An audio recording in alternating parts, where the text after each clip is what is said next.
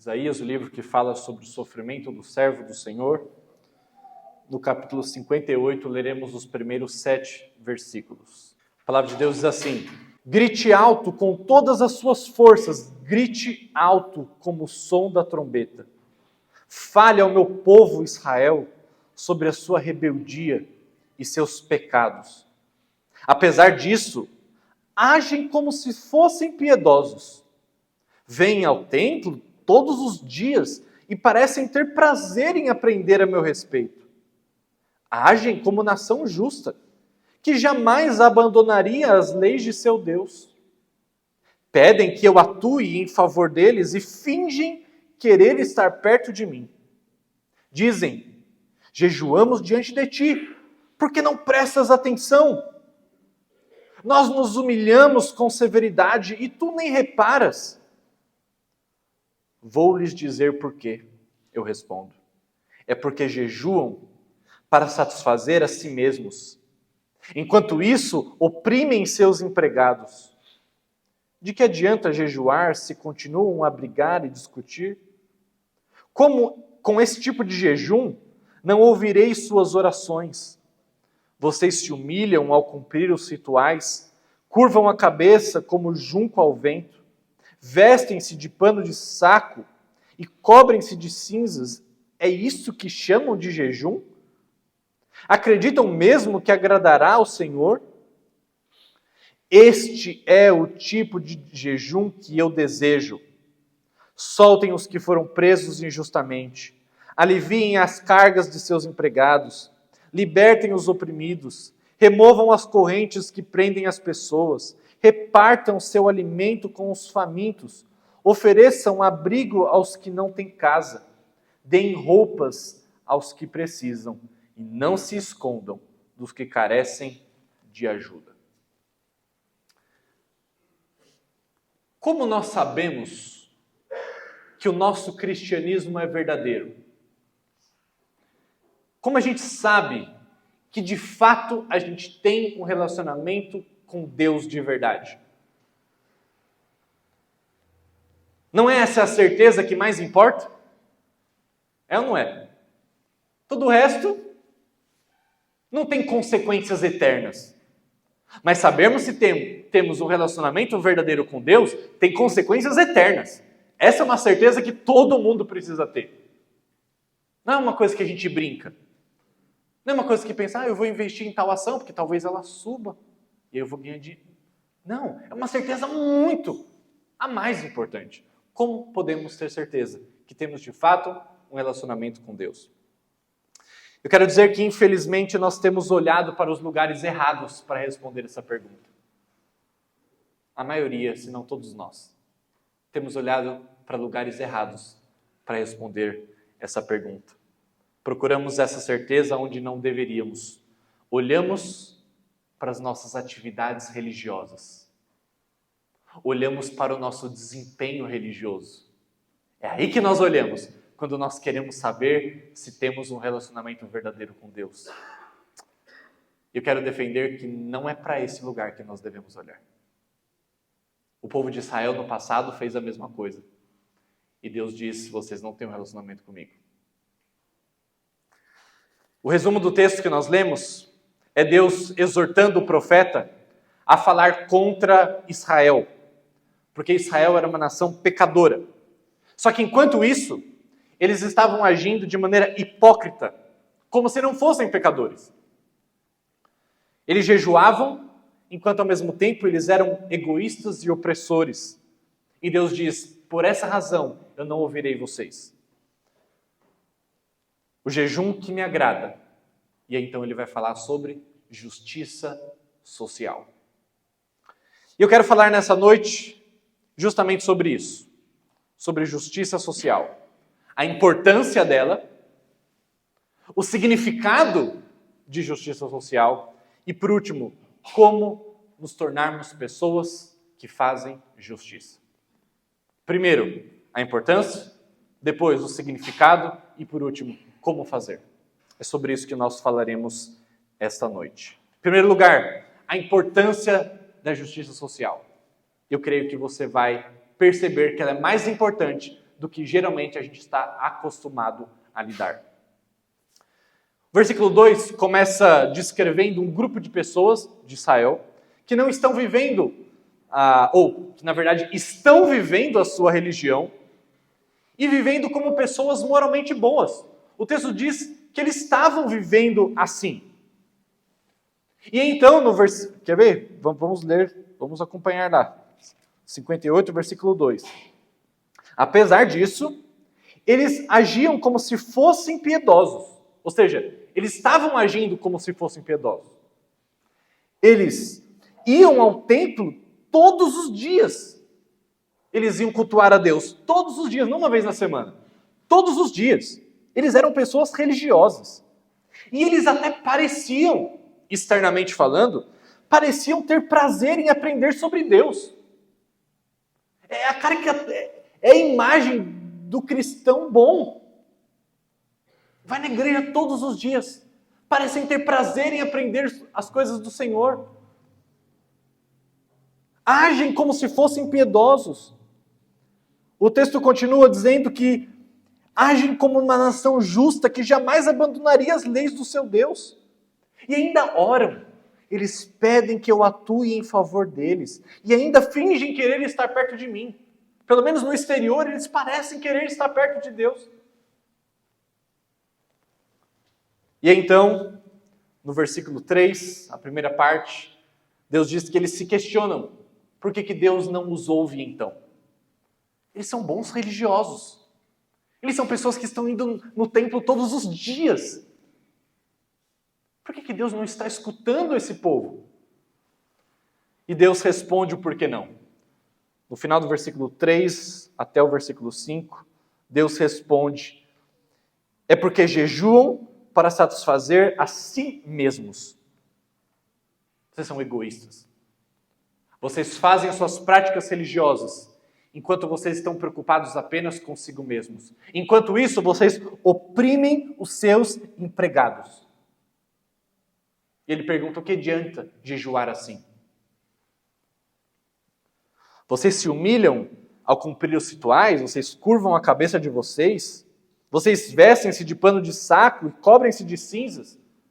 Mas vocês acham que é isso que eu quero? Vocês acham que é esse jejum que eu quero? Vocês acham que isso me agrada? A tendência dos indivíduos religiosos é de usar a obediência espiritual, a ética moral, para obter poder sobre Deus e sobre os outros. Mas Deus responde aquilo que lhe agrada. Deus responde como buscar verdadeiramente a Deus se parece. E olha como se parece. Ok? Agora vem aquilo que Deus diz. É isso que é ter um relacionamento verdadeiro comigo. Ir no templo todos os dias não é.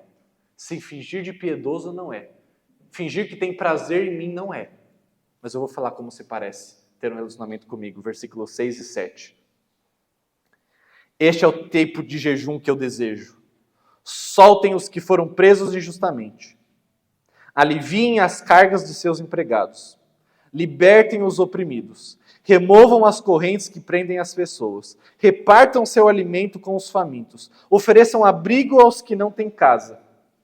Deem roupas aos que precisam. E não se escondam dos que carecem de ajuda. Todas essas 8 coisas a gente pode resumir como justiça social. Existe algo impressionante aqui nesse texto. Mas para que a gente perceba isso, a gente precisa lembrar de alguns outros textos na Bíblia. Quero caminhar com vocês rapidamente sobre eles. Primeiro, vamos abrir Provérbios 14, 31. Diz assim: quem oprime o pobre, insulta o seu Criador. Estou oprimindo o pobre, e o texto diz que eu estou, então, insultando o meu Criador. Mas quem ajuda o necessitado, honra a Deus. Outro versículo, Provérbios 19, versículo 17, diz: quem ajuda os pobres, empresta ao Senhor, e Ele o recompensará. Mateus 25 talvez é o mais forte de todos esses textos. Mateus 25, 41 a 45. É um texto em que Jesus está falando sobre o dia do julgamento final. E nesse dia haverá as pessoas salvas por Jesus de um lado e os réus do outro. E de repente, Jesus diz que ele olhará, o rei olhará para os réus, para aqueles não salvos por Jesus. E o versículo diz o seguinte: em seguida o rei se voltará para os que estiverem à sua esquerda e dirá: fora daqui, malditos para o fogo eterno preparado para o diabo e seus anjos. E agora ele dá razão. Preste atenção na razão. Jesus diz: pois eu tive fome e vocês não me deram de comer. Eu tive sede e vocês não me deram de beber. Eu era estrangeiro e não me convidaram para a sua casa. Eu estava nu e vocês não me vestiram. Eu estava doente e na prisão e não me visitaram. Essa é a razão. Ele responderá. Então eles dirão ao Senhor: Senhor, quando que nós te vimos faminto? Quando que nós te vimos sedento? Quando que nós te vimos estrangeiro, nu, doente ou na prisão e não te ajudamos? Senhor, a gente nunca te viu desse jeito. Então ele responderá: eu lhes digo a verdade, quando se recusaram a ajudar o menor desses meus irmãos e irmãs, foi a mim que recusaram ajudar. Em resumo, Deus está dizendo o seguinte aqui: se você não ama o pobre, se você não ama o faminto, se você não ama o nu, o morador de rua, se você não os ama, então não importa aquilo que você diga, não importa a sua posição, você não me ama. É isso que o texto está dizendo. Você não tem um relacionamento comigo, Deus diz. O que você tem é apenas algo formal comigo, alguma coisa religiosa. Mas a maneira como você trata o pobre mostra como você me considera. Em outras palavras, uma vida de devoção aos necessitados é um sinal da verdadeira fé e do relacionamento com Deus. Justiça social, então, é o grande sintoma da verdadeira fé. Se você tem um relacionamento verdadeiro com Deus, a preocupação com a justiça social estará lá. Talvez devagar, mas em desenvolvimento. Mas se isso nunca desenvolve em sua vida, então o texto diz que você não tem um relacionamento com Deus. Da mesma maneira como aquele grupo de Israel não tinha. Em Isaías 1, um outro texto muito impactante a esse respeito, Deus diz claramente, abre aspas, não tenho prazer nos seus sacrifícios, na sua religião. Pare de me trazer as suas ofertas vazias. Eu estou cansado delas. Quando vocês estendem as suas mãos para orar, eu vou esconder meus olhos de vocês.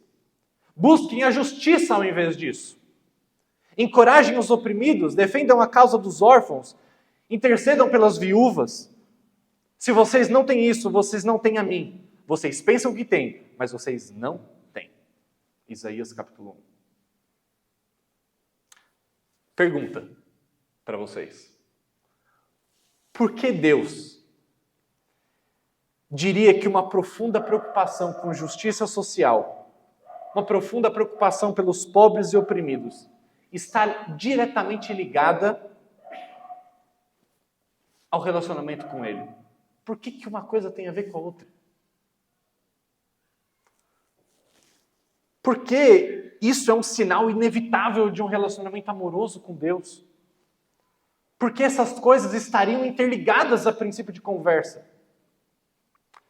Eu vou responder mais tarde, mas eu preciso criar um suspense aqui.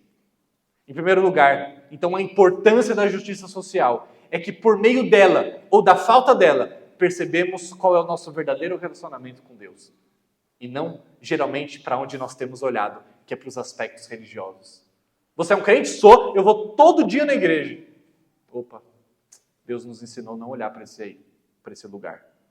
É claro que um crente deve frequentar a igreja, não estou dizendo o contrário. Mas estou dizendo que aquilo que Deus usou para medir o nosso relacionamento com Ele não foi isso. Segundo lugar, significado da justiça social na Bíblia. O que a Bíblia quer dizer com justiça? Por trás da ideia bíblica de justiça está o conceito bíblico de shalom em hebraico, que geralmente tem sido traduzido por paz. De fato, é paz, mas é muito mais do que paz, o conceito bíblico de shalom. Significa que Deus criou o mundo para ser um tecido entrelaçado e interdependente. Essa é a imagem que representa shalom. Se eu jogasse nessa mesa aqui milhares de fios soltos, um em cima do outro, vocês diriam para mim que eu tenho um tecido aqui? Não, não tenho um tecido. Tenho milhares de fios jogados um em cima do outro. O fato de estarem um em cima do outro não faz deles um tecido. O que faz de vários fios um tecido é que cada fio tem milhares de entrelaçamentos interdependentes entre eles. Cada fio passa por cima, por baixo, ao redor e através um dos outros. Eles são interdependentes. Quanto mais entrelaçados os fios são, então mais bonito e mais forte o tecido é.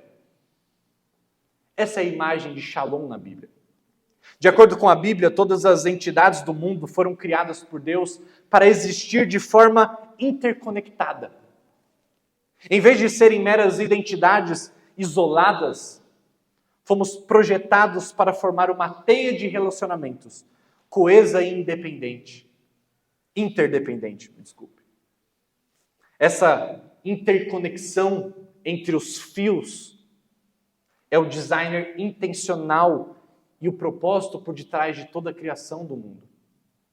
Por exemplo, quando o seu corpo está em pleno funcionamento, significa que cada parte do seu corpo está agindo harmoniosamente. Mas quando isso não acontece, você tem um câncer. Quando o seu corpo já não está mais agindo harmoniosamente, você tem uma doença. Isso não é shalom. Um outro exemplo, quando as pessoas têm dinheiro, quando as pessoas têm recursos, quando as pessoas têm vantagens e investem essas coisas na comunidade humana, seja em parques, escolas, moradias, criando um tecido social forte, elas experimentam paz social, ou seja, shalom. Isso ocorre quando os recursos e os benefícios são compartilhados e usados para benefício comum. Então o ambiente é próspero. Mas quando aqueles que têm simplesmente ignoram as pessoas que não têm e simplesmente seguram tudo para si, o tecido social começa a se desfazer e já não temos mais shalom. Um teólogo chamado Neil Plantinga, ele define shalom da seguinte maneira, abre aspas, a união de Deus, seres humanos e toda a criação em equidade, plenitude e deleite, é o que os profetas hebreus chamavam de shalom. Traduzimos como paz, mas isso significa muito mais do que paz. Segundo ele, na Bíblia, shalom significa florescimento universal, plenitude e deleite, um estado rico em que as necessidades naturais são supridas e os dons naturais são empregados de forma frutífera, tudo sob o amor de Deus. Shalom, em outras palavras, é como as coisas deveriam ser. Um outro estudioso do hebraico agora, Bruce Waltke, a gente já falou sobre isso quando a gente tratou o livro Igreja Centrada, mas ele define o significado em hebraico da palavra justiça. E ele diz que toda vez que justiça aparece no hebraico, tem esse seguinte significado. Fazer justiça significa... Fazer justiça é quando você se coloca em desvantagem pelo bem da comunidade, enquanto a pessoa perversa é aquela que vê os seus recursos como pertencentes a si mesmas. A pessoa justa diz, muito do que tenho pertence à comunidade. A pessoa perversa diz, tudo é meu. Justiça é você ficar em desvantagem para que outros tenham vantagem e assim construa um tecido social forte. Agora, pegue esse significado e agora vá ler a sua Bíblia de novo e preste atenção que toda vez que aparece a palavra justiça, é isso que quer dizer. E de repente você vai se ver pegando e lendo um outro livro. O quanto isso faz de diferença. Você percebe o que significa justiça? Fazer justiça, biblicamente, então, é ir aos lugares onde o tecido social está se desfazendo. Onde os membros mais frágeis da sociedade estão sendo deixados para trás. Onde a interpenetração e a interdependência das coisas não estão mais acontecendo. Fazer justiça é ir nesses lugares. Significa pegar todos os aspectos da sua vida, pegar as suas emoções, pegar o seu tempo, pegar o seu dinheiro, pegar o seu corpo, pegar a sua presença física, as suas posses e investir em outras pessoas por meio de milhares de envolvimentos. Tecido, fios, por cima, por baixo, ao redor e através. É isso que significa fazer justiça. É isso que significa shalom. Isso significa que se você não compartilha as coisas que possui com os outros, isso não é apenas avareza, isso não é apenas egoísmo, isso sabe o que é na Bíblia? Injustiça. Aí talvez você diga, opa, pera lá. Você está me dizendo que quando eu não compartilho as minhas coisas, eu não estou apenas sendo egoísta, eu estou sendo injusto. Não, peraí, justiça é forte demais. Egoísta eu até aceito. Pode me dar o broche de egoísta, mas injusto aí acho que é meio pesado. Bom, pense comigo no seguinte. Pense no fato de que nessa cidade, agora, e talvez em todas as cidades do país, há milhares de crianças crescendo em comunidades em que a combinação entre a família delas e as escolas que elas frequentam, chegam muitas dessas crianças aos 17 anos sendo analfabetos funcionais. Não sabem ler, não sabem interpretar o que leem, e tampouco sabem escrever. Quando você chega a essa idade e não consegue nem ler nem escrever, suas perspectivas no mercado de trabalho, obviamente, são muito prejudicadas. Você quase certamente está limitado à pobreza pelo resto da sua vida, incapaz de alcançar uma prosperidade econômica e social. E por que isso está acontecendo? Qual que é a razão para isso acontecer? Existem duas respostas que são dadas. Existem a resposta dos mais liberais, economicamente falando, e dos mais conservadores, politicamente falando. Os liberais dizem, isso está acontecendo por conta das estruturas sociais injustas. O problema é a estrutura social injusta. Os conservadores dizem, isso está acontecendo por conta da desintegração da família. Esse é o problema. Mas independente de que lado você esteja, nenhum lado diz, o problema são as crianças. Não tem ninguém dizendo que uma criança de 7 ou 8 anos deve chegar para os seus pais e dizer, pais, eu acho que vocês estão me abandonando intelectualmente. Eu acho que vocês estão cometendo negligência parental. Por que vocês não leem para mim? Ou uma criança de 7, 8 anos não pode chegar para os seus pais nessa idade e dizer, precisamos morar em outro distrito em que haja um ensino público de melhor qualidade. Ninguém bota a culpa nas crianças. O simples fato de uma criança, talvez, que nasça na minha família, ter 300 ou 400 vezes mais chances de prosperidade econômica, social e felicidade em geral do que outras pessoas carentes, já demonstram a enorme desigualdade que há neste mundo. Isso é apenas um exemplo de como o tecido social deste mundo, o shalom deste mundo, ele foi rompido.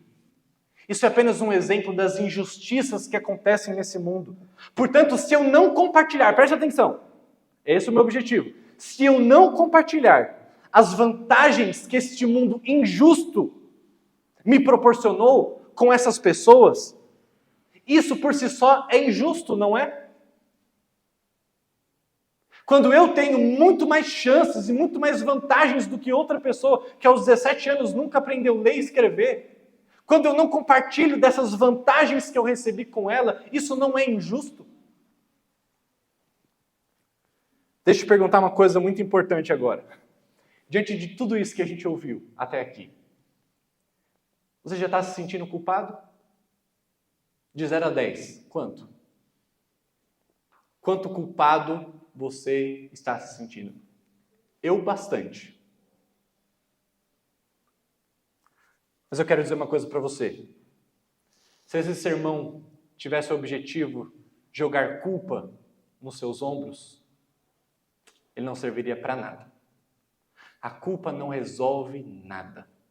A culpa não muda ninguém. Ela pode até te movimentar um pouquinho, mas logo você se acostuma com a culpa. Logo ela já não vai doer muito. E você vai permanecer onde você está. A culpa não é suficiente, então o que é? E eu entro no meu terceiro ponto. Como fazer justiça? Já percebemos que a importância da justiça é para mostrar se de fato temos um relacionamento com Deus ou não. Já percebemos o que é justiça na Bíblia. Esse tecido social, essa shalom. Mas como fazer justiça? Quando você olha para Mateus 25, que é esse texto que Jesus diz, olha, vocês não me vestiram, vocês não me visitaram quando eu estava preso, vocês não me deram comida quando eu precisei, me deram bebida quando eu precisei. Nesse texto, ou Isaías 1, que eu também falei, ou nesse mesmo, Isaías 58, é muito fácil as pessoas cometerem um grande equívoco em relação ao ponto principal. As pessoas leem o texto, né? Aqui Deus, Jesus, Isaías dizendo, adoração litúrgica, vocês estão bem nisso, vocês estão adorando todos os dias no templo. Moralidade pessoal, vocês estão indo bem nisso.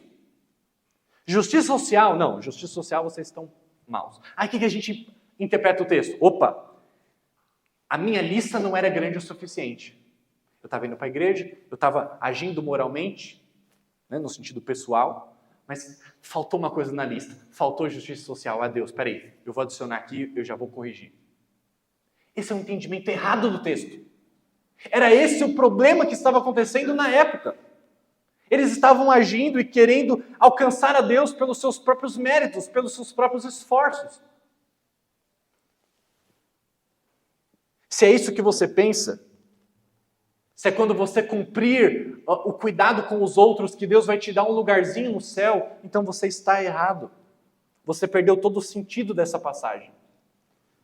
Temos diante de nós uma crítica, na verdade, a esse tipo de religião. Você sabe o que há de errado com as pessoas do versículo 2 e 3 desse texto que lemos? Elas estão tentando pressionar Deus, o texto diz. Elas estão dizendo, Deus, nós temos vivido uma vida muito boa. E, portanto, o Senhor nos deve algo.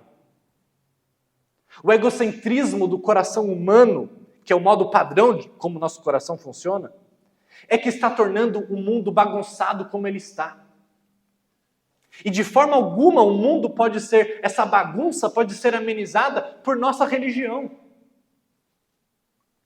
Se você disser, eu entendi, peraí, eu vou me tornar alguém religioso, eu vou ser biblicamente ortodoxo, eu vou ser moralmente bom, eu vou adorar, eu vou orar, eu vou dar dinheiro aos pobres, então Deus vai me abençoar e Deus vai me levar para o céu. Você não entendeu nada.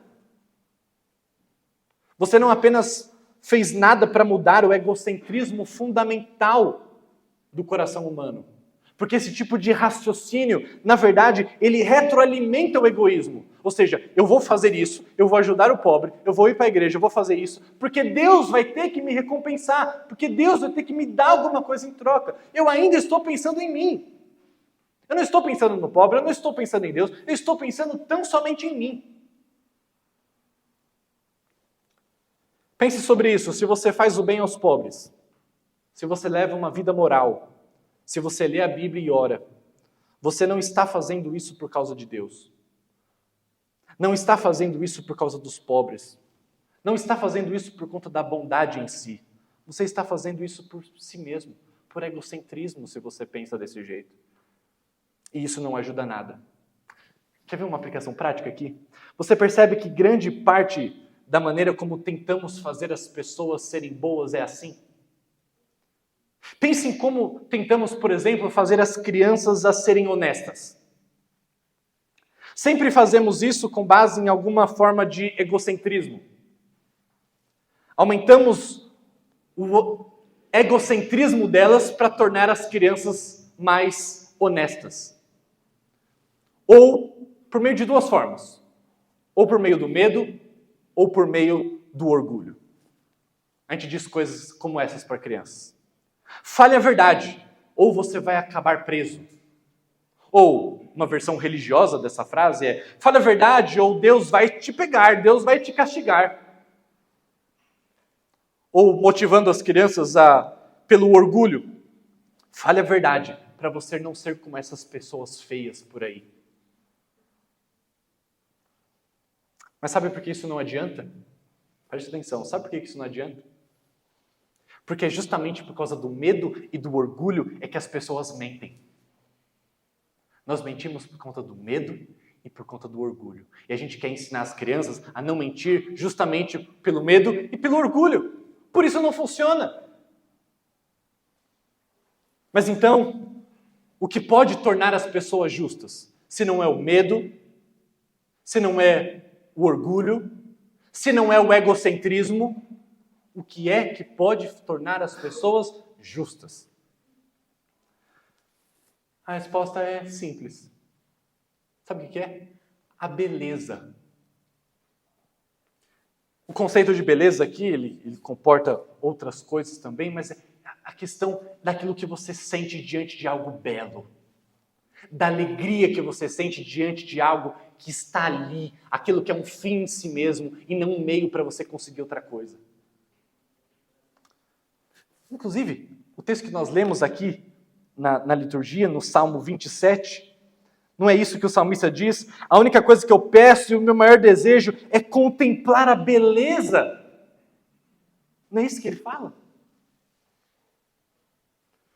Eu gosto muito de uma palestra que o Tim Keller tem, o recém-falecido pastor Tim Keller, que ele conta a história de quando ele entrou numa escola de música.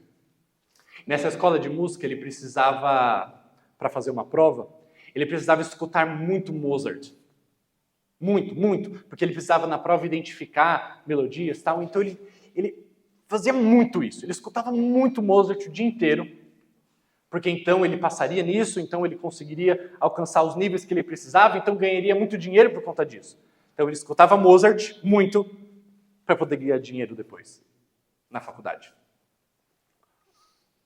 E aí então ele diz: hoje, anos depois, eu gasto muito dinheiro para poder escutar Mozart. Engraçado, não?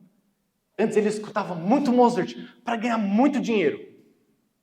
Mas hoje, ele gasta muito dinheiro para poder escutar Mozart. E ele diz: eu faço isso porque escutar Mozart é belo, é bonito, é um fim em si mesmo. Vou dar um outro exemplo. Tem um grande youtuber atual na área de tecnologia nos Estados Unidos. Ele tem um canal muito grande. E certa vez, recentemente, eu vi uma entrevista dele, né? E aí o rapaz perguntou assim: por que você continua fazendo vídeos? Você já tem muito dinheiro, você já tem fama, você já tem tudo. Por que você continua fazendo vídeos como você faz? Ele disse uma coisa muito parecida com o que o Tim Keller disse. Ele disse: no começo eu fazia muitos vídeos para ganhar dinheiro. Hoje eu ganho muito dinheiro para continuar fazendo vídeos. Ele está dizendo, em outras palavras, eu encontrei algo belo em fazer vídeos. Vídeos já não são um meio para eu conseguir dinheiro. Vídeos são o fim em si. Os vídeos são a beleza em si. Mozart é a beleza em si. Eu não uso como meio para conseguir mais nada. Eu aprendi a ver um fim naquilo. Precisamos de algo tão belo que seja um fim em si mesmo e não um meio para mais alguma coisa. E o que pode ser tão belo quanto a obra de Cristo? É aqui que temos a resposta à pergunta inicial. Lembra da pergunta? Por que raios Jesus realmente disse que para medirmos se temos um relacionamento com Ele, precisamos olhar para os pobres? Por que é que Ele fez isso? Qual que é a relação? A Bíblia diz que Deus não só simpatizou com o pobre. Deus, em Jesus Cristo, se identificou com o pobre. Só o cristianismo nos mostra o quão longe Deus foi para se identificar com o pobre em Jesus Cristo. É interessante perceber que Jesus sempre dizia: as raposas têm tocas, as aves têm seus ninhos, mas o Filho do Homem não tem onde reclinar a cabeça. E vários são exemplos que os evangelhos nos mostram que Jesus foi uma pessoa paupérrima, pobre. Mas ele não só se tornou pobre, ele se tornou vítima de injustiça. Foram várias as injustiças que Jesus sofreu por amor a nós. John Stott, um grande teólogo, disse certa vez: em um mundo de injustiça, eu nunca poderia acreditar em um Deus sem cruz. Em um mundo de injustiça, eu jamais poderia acreditar em um Deus sem cruz. Como eu poderia acreditar em um Deus que é imune à injustiça? Como eu poderia acreditar num Deus que fica lá do céu, soberano sobre tudo, olhando para a injustiça e sendo imune? Não se misturando, não sofrendo as consequências da injustiça. John Stott falava: eu não poderia acreditar em um Deus assim. Mas o cristianismo, diferente de todas as religiões do mundo, afirma que Deus não foi imune à injustiça. Deus se submeteu a ela. Deus sofreu por conta dela. Apenas o cristianismo diz que no último dia, quando o Senhor estiver diante de você, se você disser: Senhor, quando eu te vi nu? Deus, não, é sério, fala para mim, quando eu te vi com sede? Eu não te vi com sede, Deus. Eu nasci no século 21, o Senhor estava lá no primeiro século. Quando que eu te vi com sede? Quando eu te vi prisioneiro? E Jesus pode responder: você está brincando com a minha cara? Lançaram as minhas vestes, sortes, eu estava nu, eu clamei de sede, eu fui espancado, eu fui açoitado, eu fui torturado. Todas as vezes que vocês não fizerem e não cuidarem desses pequeninos, vocês deixaram de fazer por mim. Jesus Cristo se lançou em nossas vidas.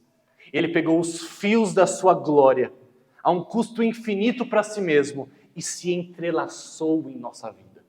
Jesus é o Shalom de Deus. Essa é a beleza que pode nos tirar de nós mesmos. Essa é a beleza, é a única beleza que pode tirar a nossa cabeça do nosso próprio umbigo. Quando você vê o que Ele fez por você, isso elimina o medo. Ele morreu por você, o que mais você tem razão para ter medo? É isso que nos tira o orgulho. Ele morreu por você, como você pode se achar mais do que um mero pecador? Quando o medo e o orgulho desaparecem, e tudo o que nós vemos é a beleza do que Ele fez, então preste atenção, nós podemos amá-lo por quem Ele é. Nós podemos amá-lo pela sua beleza. Ele já não é mais um meio para um fim, Ele é o fim das coisas. Eu não faço para conseguir algo, eu apenas o quero. Eu posso amar os pobres pelo bem dos pobres.